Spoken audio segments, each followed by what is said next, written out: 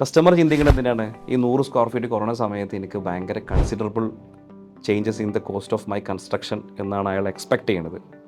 C, നമ്മൾ ഒരു thumb rule പ്രകാരം ഒരു വീടിന് സ്ക്വയർ ഫീറ്റിന് പറയുന്നത് approximately 3,500 rupees per square feet ആയിരിക്കാം maybe construction cost up to current scenario. ഇപ്പോൾ ലാസ്റ്റ് ചെയ്ത പ്രൊജക്റ്റഡ് എക്സ്പീരിയൻസ് വെച്ച് നോക്കുകയാണെന്നുണ്ടെങ്കിൽ ഡിപ്പെൻസ് ഓൺ വേരി ചെയ്യും.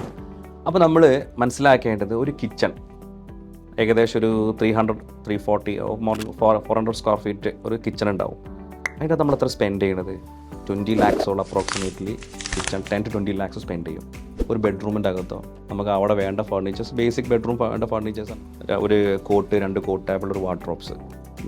ഫർദർ ആഡ് ഓൺ ചെയ്യാൻ നമുക്ക് ബെഡ്റൂം സൈസ് അനുസരിച്ചിട്ട് ചെയർസൊക്കെ ആഡ് ഓൺ ചെയ്യും. പക്ഷേ ബേസിക് ആയിട്ട് ഞാൻ പറയുകയാണെന്നുണ്ടെങ്കിൽ അവിടെ വരുന്ന മാക്ബി 1 to 1.5 lakhs വരിക. ഒരു ലിവിങ് റൂമിൻ്റെ അകത്ത് വരുന്നത് ഒരു 45,000 റുപ്പീസ് ആയിരിക്കും വരിക.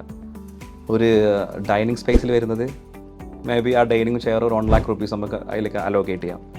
പക്ഷേ കിച്ചൺ എത്ര എടുത്തത്? 20 lakhsോളം അപ്രോക്സിമേറ്റ് എടുത്തു. ഒരു പോർച്ചിലേക്ക് എന്താ വരിക? ഒന്നും വരുന്നില്ല. കൺസ്ട്രക്ഷൻ കോസ്റ്റ് സിറ്റ് ഔട്ടിലേക്കോ ആ ചെയേഴ്സ് മാത്രം. കോമൺ പാസേജസ് ഉണ്ടാവും, അതിലേക്ക് ഒന്നും വരുന്നില്ല. നമ്മൾ എവിടെയാണ് ഈ കൺസൾട്ടൻസ് എന്നിട്ട് 100 സ്ക്വയർ ഫീറ്റ് കോംപ്രമൈസ് ചെയ്യുന്നത് എവിടെയാണ് അറിയോ?